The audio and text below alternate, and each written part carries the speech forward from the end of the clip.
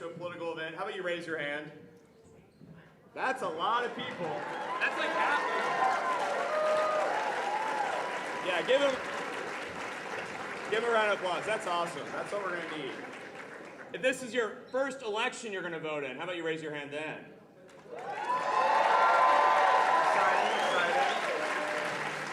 Cool. Now, this one might be more embarrassing, but don't be shy. If this is your first time voting for a Democrat ever or in a long time, raise your hand.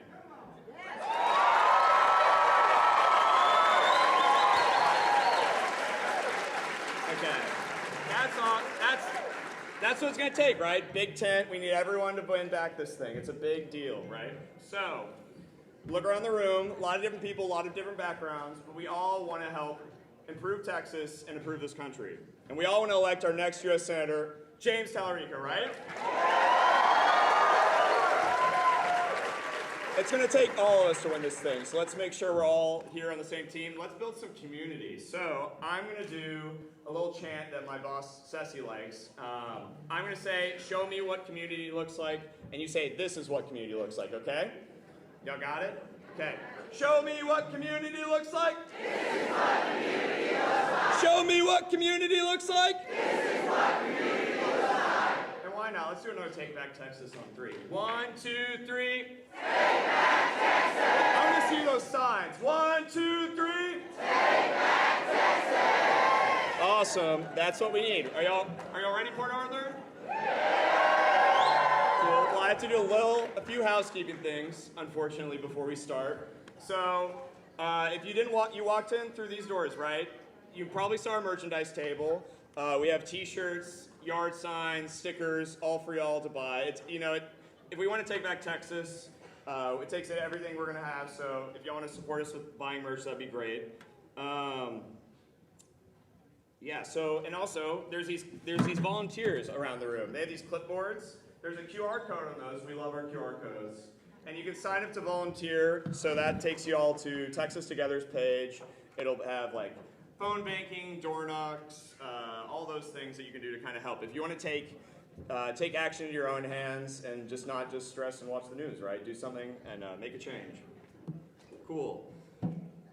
And now we have, it's going to be, James is going to come out here and speak, but after he speaks, there's going to be a photo line. So everyone will get an opportunity to get a picture with James. We're going to stay until everyone's able. So here's how it's going to flow. So the line starts here, stage left, to the right of stage. We'll have y'all come up, take a photo with James, and then exit out this way. But the line's going to flow all the way around the room against the wall. And if you're not against the wall, you're not in line. So where does the line start? Everyone point. There y'all go. Okay, good job. Okay, let's get a big Take Back Texas on 3, guys. 1, 2, 3. Take Back Texas! Okay, now let's do a little community building exercise. So I want y'all to look around the room. Don't be afraid to make awkward eye contact. There's a lot of y'all in here, but if you're single, you never know. I see a couple cameras back there, so be careful if you aren't. Okay, so I want you to make awkward eye contact with someone, and I want you to go up to them, say what your name is, where you're from, why you're here, and what you're going to do to help us win in November. Don't start yet. I'm not done giving instructions. Okay, y'all can go. Go build community. We'll be back in a bit, Port Arthur.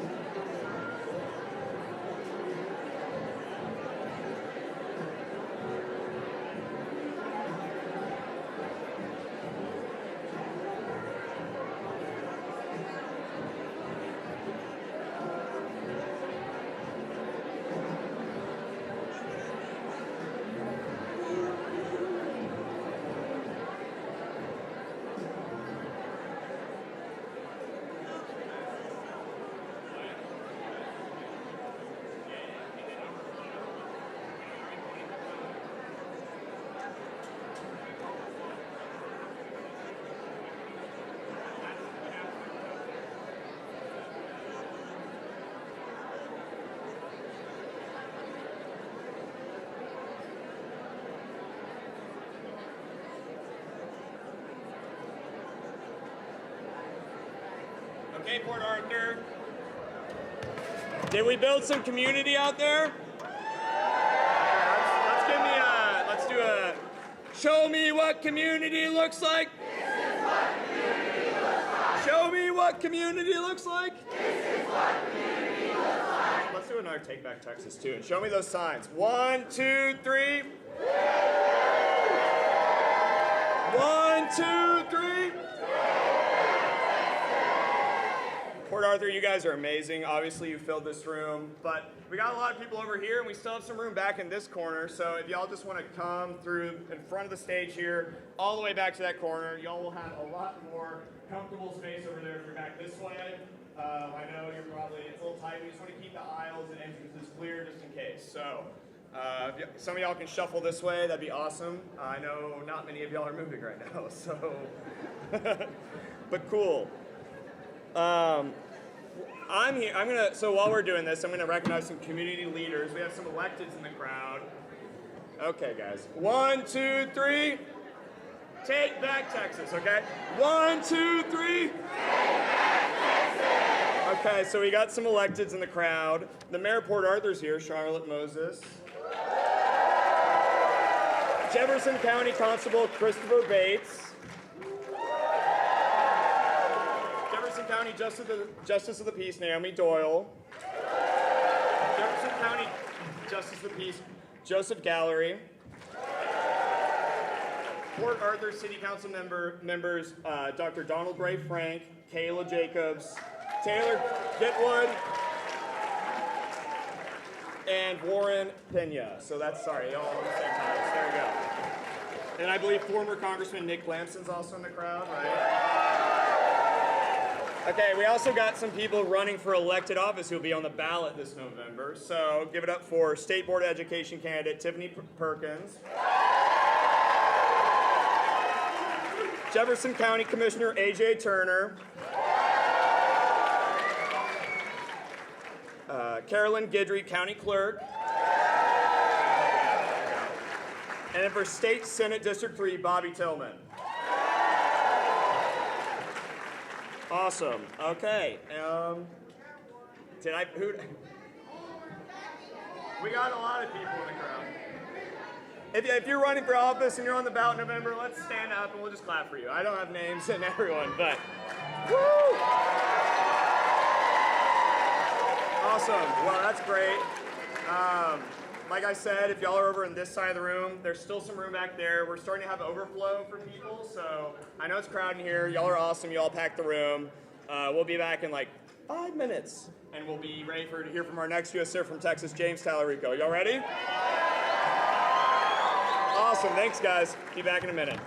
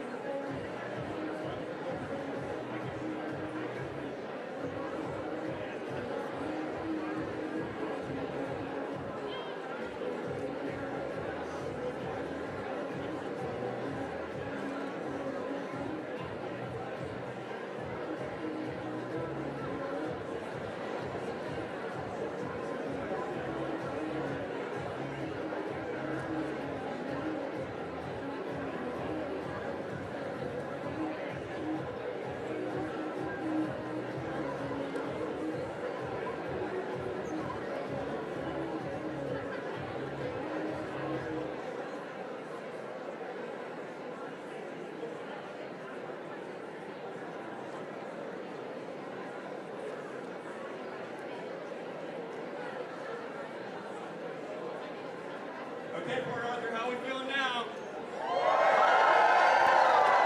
Can I get a Take Back Texas on 3? 1, 2, 3. Take Back Texas! Okay, one more shout out.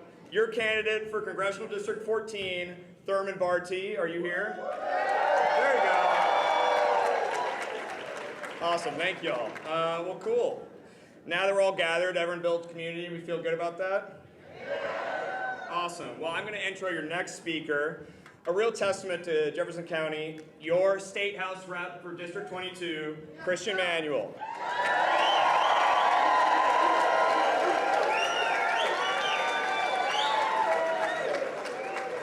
I hope they don't get me for this, but I just want to say this. I have a question, and if you all agree with me, you can say it too. I don't care what anybody says. I'm damn proud to be a Talarico. Are you the same?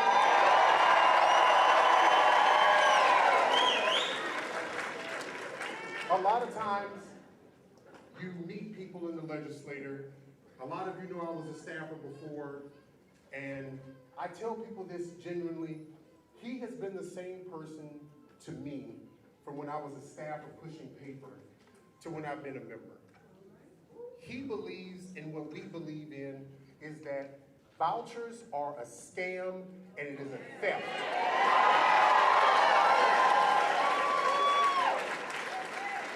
He stood in front of the House and he told everyone how they were going to steal our tax dollars to give to the rich and how evil and manipulative this was.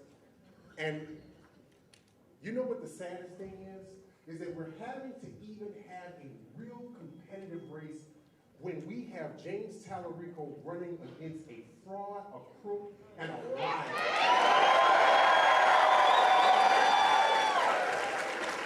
When this man was in the House, he stole, and everybody knew. His eyes didn't look different ways. They knew he was telling a lie. But enough about that loser, because we're going to win this race in November.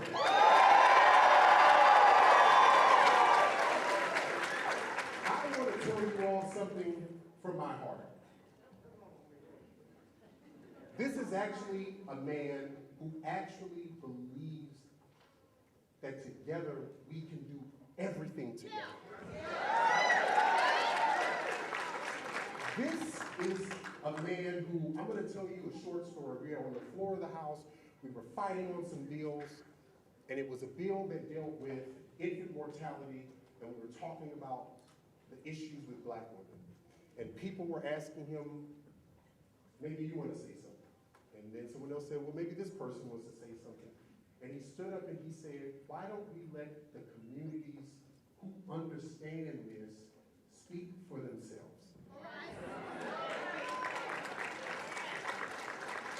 So for anybody who thinks James Talarico isn't going to be here in November, anyone who thinks that James Talarico doesn't genuinely care about us, I'm going to tell you what I tell everyone who even thinks that is, how can you speak evil on a man who you don't know and who has done every single thing to fight for all of our families, regardless of color, regardless of race, regardless of ethnicity, religion, or where you come from. And I also want to say this. This is the most important thing. I'm going to give this to him more than any candidate. James Talarico is the only person that I didn't have to call 16 times to say, come to Port Arthur or come to Beaumont. All I had to tell him was, no, go ahead, you give it for him.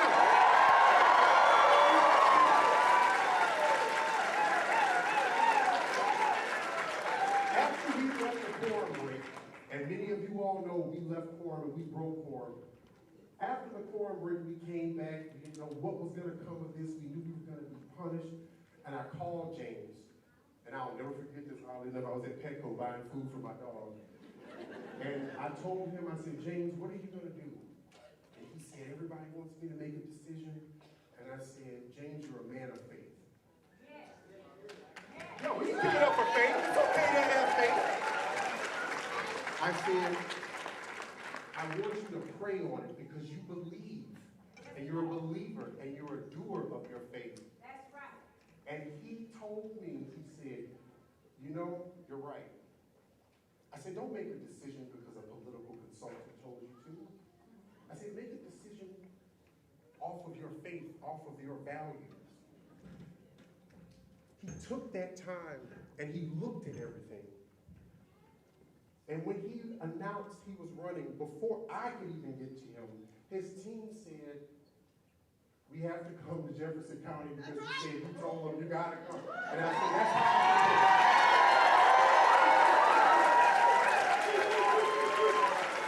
and I don't know why they gave me 3 minutes. I said, well, I'm a Jacob, I can do anything. But I want you all to know in a very near and dear heart to me, because I have a pin on me. Many of you know me, know my grandmother passed. That was my life, that was my world, that is my everything. And she was the president, now is my mother, of the Martin Luther King Support Group that is the only one affiliated with the King Center. And I want you all to understand something from me, and I was just telling James earlier, and I told his team, this is the kind of crowd that my grandmother worked her life, her 40 years for, that it wasn't black, it wasn't white, it wasn't Hispanic, that we didn't make it about this. And it warms my heart because I want you all to understand one thing. They're going to tell you every evil, stupid, crappy thing about this man. But I want you to understand something. Everybody in this room is suffering with similar or the same things. Affordability. If your children can live and survive, if you can love who you want to love, if you have family who could be accidentally deported or people being misused, and we're talking about should we or should we not vote for a crook who has stolen money from taxpayers and has burnt his employees' cars. And I want you all to understand that he put tracking devices in his employees' cars because they told on the corruption and the money he was stealing. He did it. He put a tracking device on his people's car and to look to see where they were going, to see if they were going to the FBI. He said he went to Dairy Queen and a man told him, God told him he was supposed to get $100,000. That sounds like the devil to me. But I want you all to know when I say this, I'm not 10 toes down. I'm not 100% down with James Talarico. I'm 200,000% down with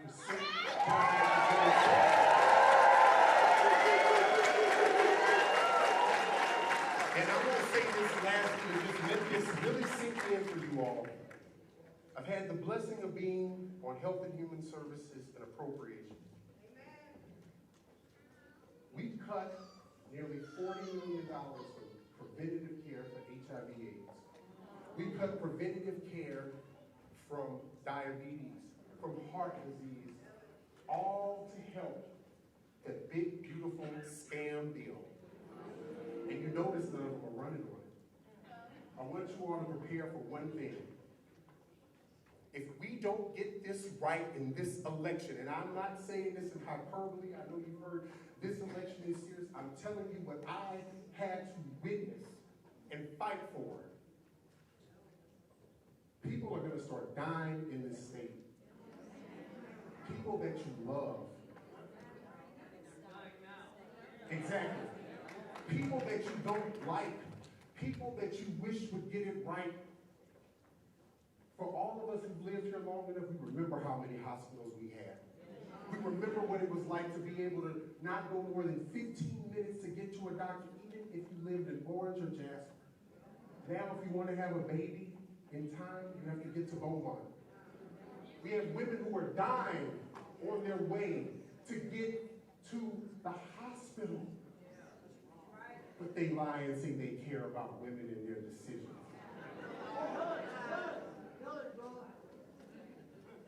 I'm asking you, not as your state rep, I'm asking you as your neighbor, as your friend, as your family. Please, don't just vote for James Talarico.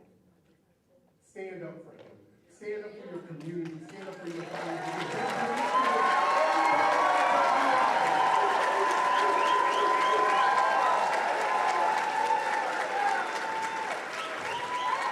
So without listening to me any further, I want to introduce my good friend, and I mean my good friend,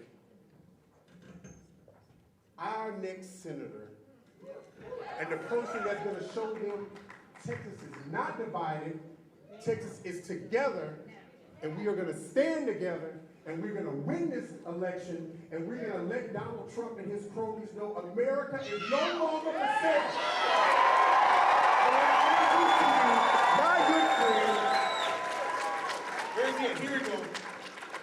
The next senator, no, forget that. Our senator. Say it with me. Who is our senator? Who is our senator? Who are you voting for in November? James Talarico.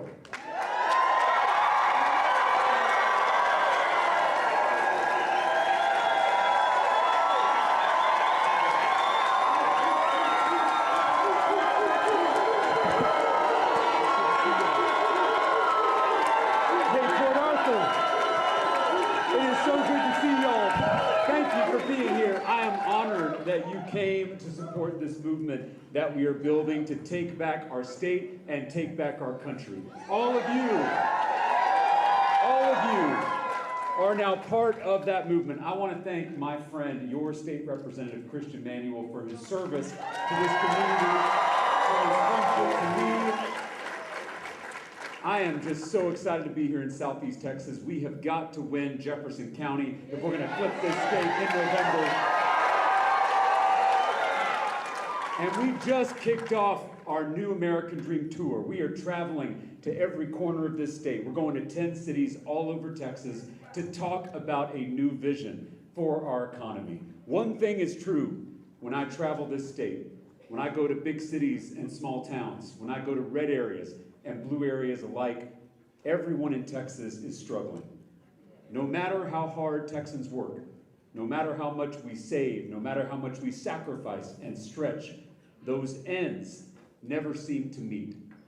A few days before America's 250th birthday, I met a grandmother in Houston, Texas. Her name was Augusta. Augusta cares for her 5-year-old grandson who has autism. She works at the airport, clocking 10-hour shifts. She cleans the planes after all the passengers get off. It's backbreaking work. But Augusta shows up and does her part day in and day out. She is serving her community. And in return for that service, to squeeze a little more profit out of Augusta, the airlines just cut the AC in the planes.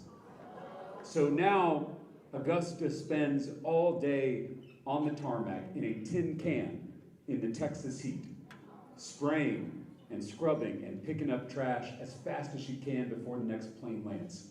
Her wages don't cover her basic living expenses, including rent for her small apartment, which is now $1,500 a month. Now, Augusta and her grandson are facing eviction. Augusta is working hard.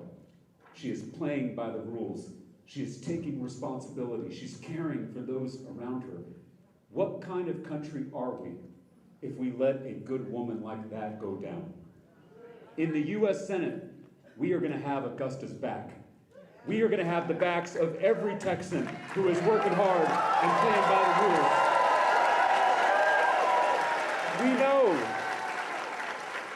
We know it doesn't have to be this way because it wasn't always this way.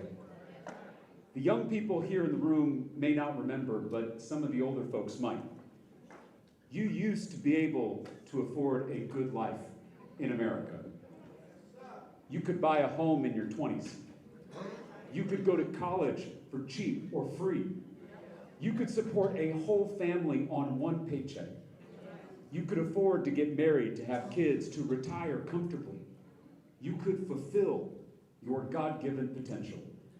We called it the American dream. In the middle of the 20th century, we invested in healthcare and education. We built homes and highways. We protected workers' rights and workers' compensation. We blocked consolidation and we encouraged real competition. We built the largest, strongest middle class in the history of the world. But today, that middle class is disappearing.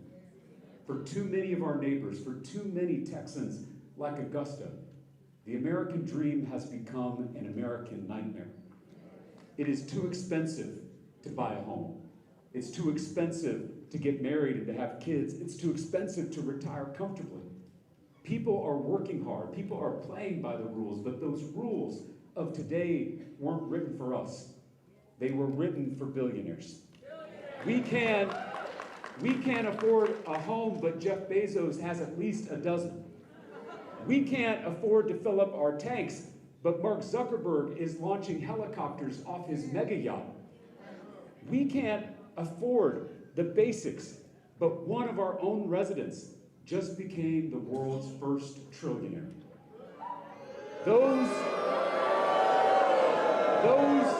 Those three men now own more wealth than the entire middle class. The top 1% has put the American dream behind a paywall.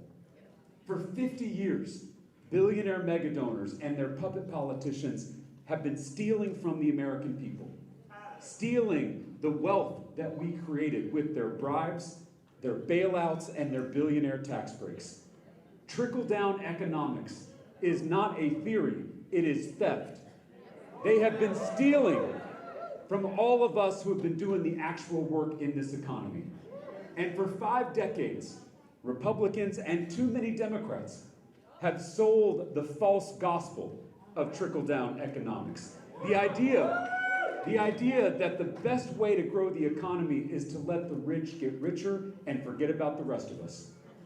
The affordability crisis that we are facing isn't something that happened over the last 5 years. This affordability crisis has been 50 years in the making. Since the late 1970s, those mega donors, those corporate special interests, have been buying politicians in both political parties. And then those politicians, they turn around and they rig the rules of the economy to benefit those corporate special interests at our expense.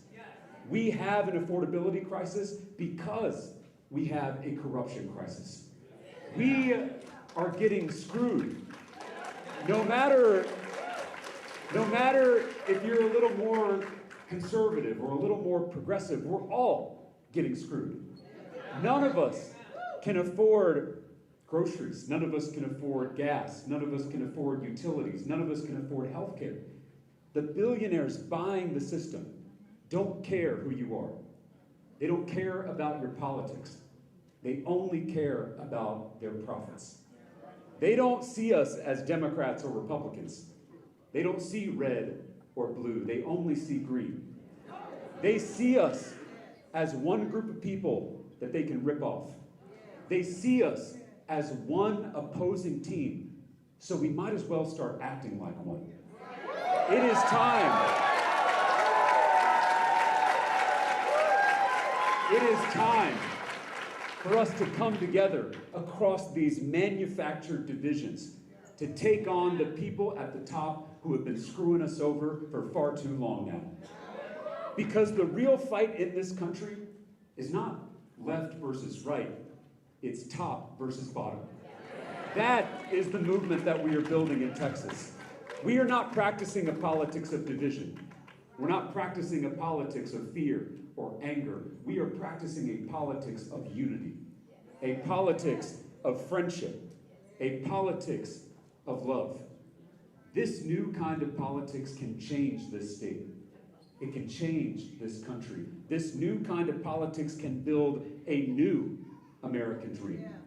We need a new American dream for today's economy. Today we have an economy that rewards wealth instead of work.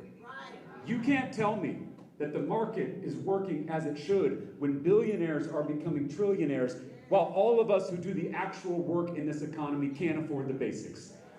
The system only serves those who can afford to pay politicians for access and for control. This is not capitalism. This is crony capitalism. As Dr. King said, we have socialism for the rich and rugged individualism for the poor.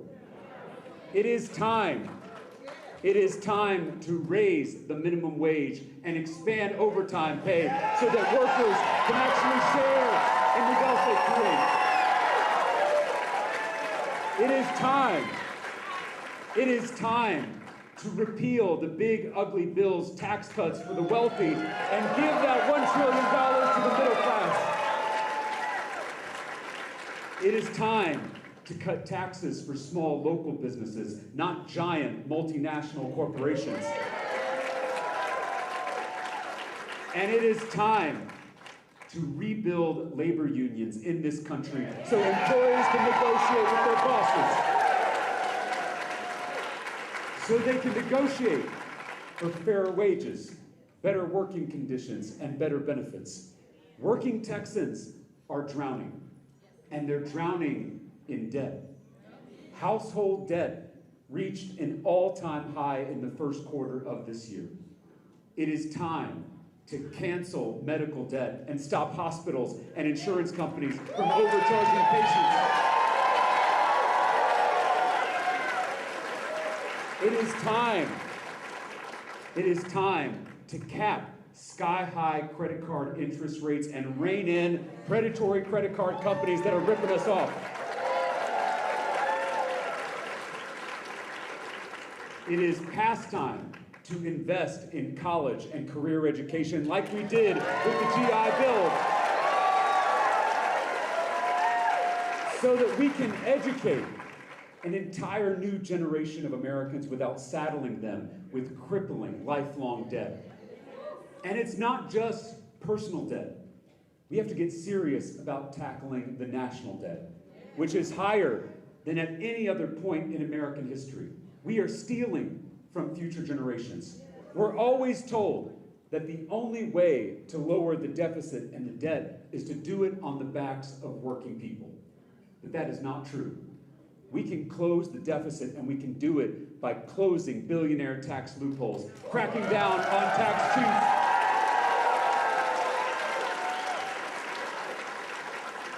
and we can do it by stopping our government from spending $1 billion a day on this useless war in Iran.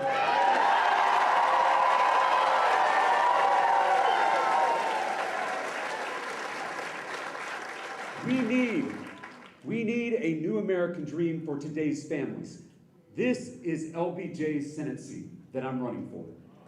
Like me, Lyndon Johnson was a Texas teacher before he ran for office.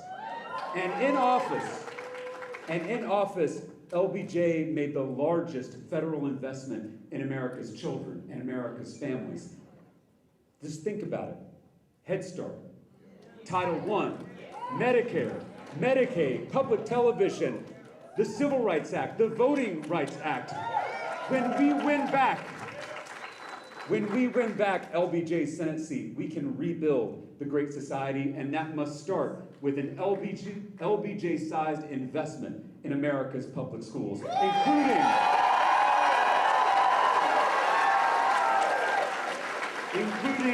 a long overdue teacher pay raise for our hard-working educators across the state and country. We can pass universal child care and paid family leave so no one in this country has to choose between earning a living and raising a family. We can expand the child tax credit and make it permanent so no child in the wealthiest country in human history is living in poverty. We can do that when we win back this seat. We can slash the red tape that is making it harder to build new homes in this country. And we can give down payment assistance to first-time home buyers so that every American has a place they can call home.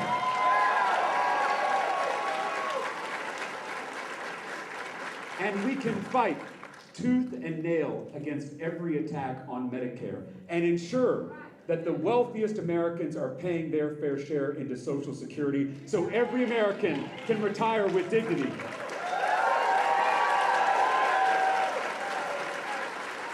And lastly, we need a new American dream for today's economy, for today's technology, for the modern world that we face. We cannot let artificial intelligence become yet another arena where billionaires write the rules for the rest of us.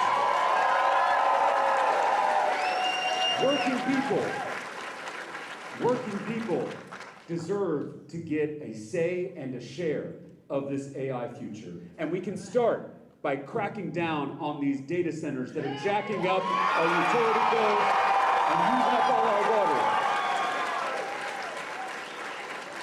We can establish an AI dividend, because if these companies are going to use our human ingenuity, if they're going to use the intellectual property of our species, then we want our royalty check. We can double down on human creativity. We can invest in entrepreneurship grants for people with a great idea, for a business, for an invention, for a piece of art, but don't know any big investors. Startup funding for the little guy. And it'll pay off, just like it did when this government invested in companies like Tesla and in innovations like the internet. The people at the top are afraid of this new American dream.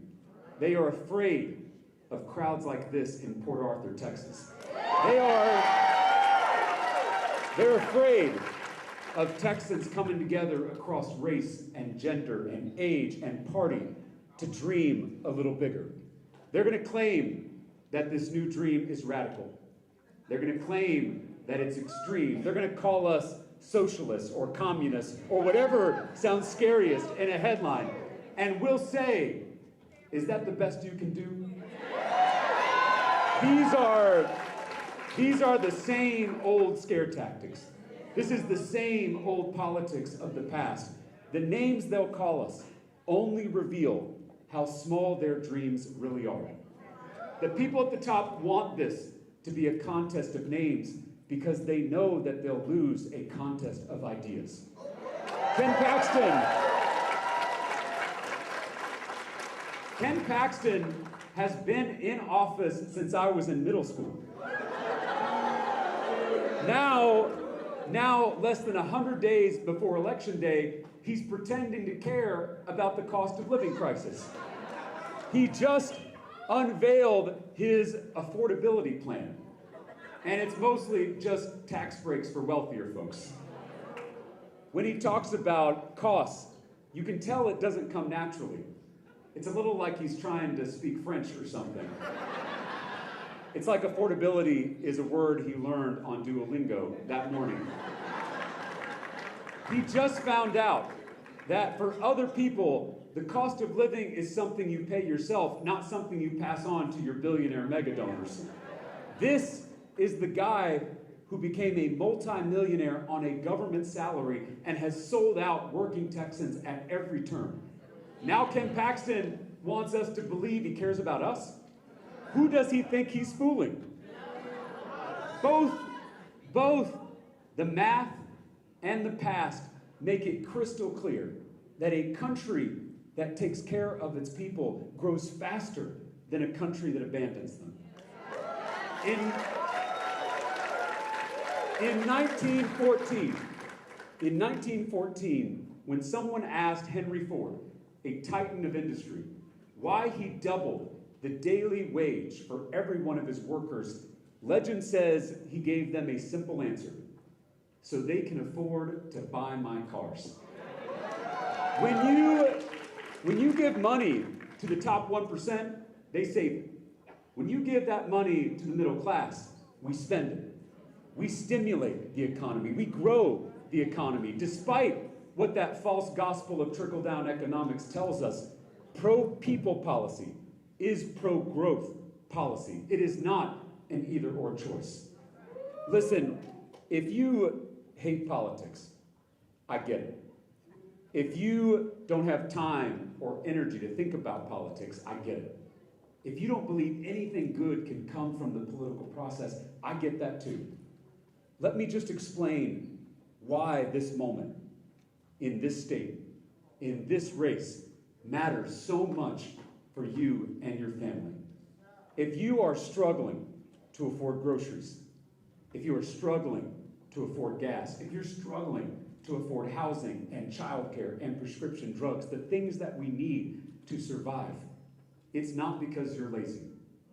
It's not because you've made bad choices. It is because the system has been rigged against you by billionaire mega donors and corrupt politicians just like Ken Paxton.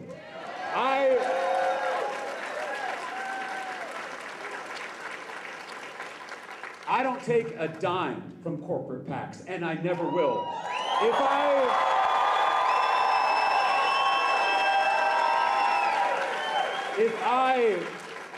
I can earn your trust, and if you send me to the U.S. Senate, I will be your senator. I'll be a senator for every Texan who can't afford one. I will fight to unrig this economy. I will fight to raise our pay. I'll fight to lower our costs. And unlike Ken Paxton, I will fight to keep your hard-earned money where it belongs, in your pocket.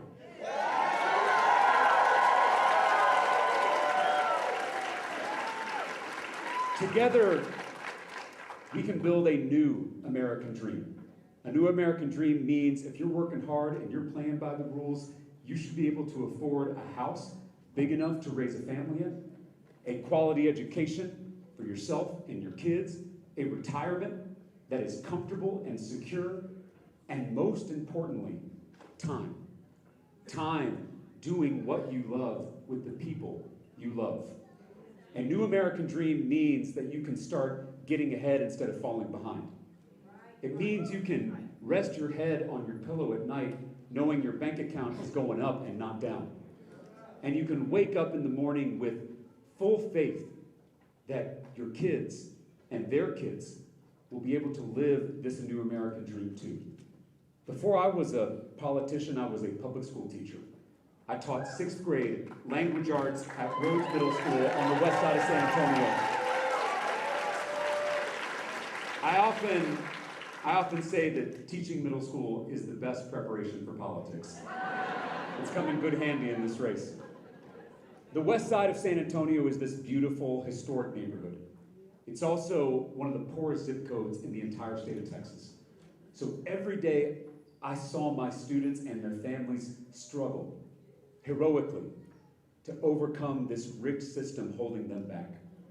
My students weren't just kids, they were survivors, fighters, dreamers. My students, many of them immigrants or children of immigrants, understood something about this country that our leaders have forgotten. That America is a land of opportunity. That America is the place where dreams come true. We deserve the opportunity to chase those dreams, to pursue happiness. That's how it used to be in this country, and it can be that way again. We can reject the corruption that has defined both parties for decades. We can build an America of limitless opportunity for people like Augusta and her grandson, for people like my students on the west side of San Antonio, for every Texan with an American dream of their own. That is why I am running. That is what this election is about. In the U.S. Senate, we are going to have Augusta's back. We're going to have the backs of my students.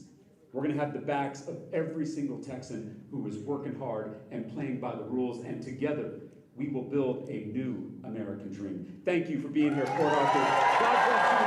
Let's go win this thing. Thank you.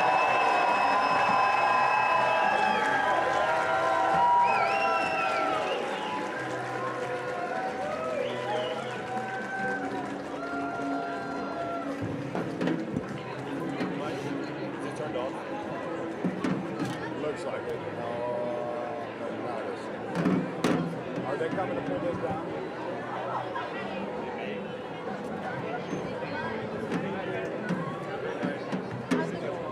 Can you help me push this back so we can move it?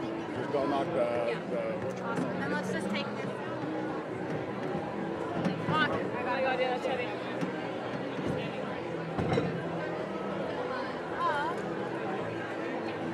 Yeah. Husband, yeah, you right there. Husband, where are you? You're Testimonials. Where is testimonials? probably off, just over there. We can grab him. He's gonna pass you things, you can get them over there.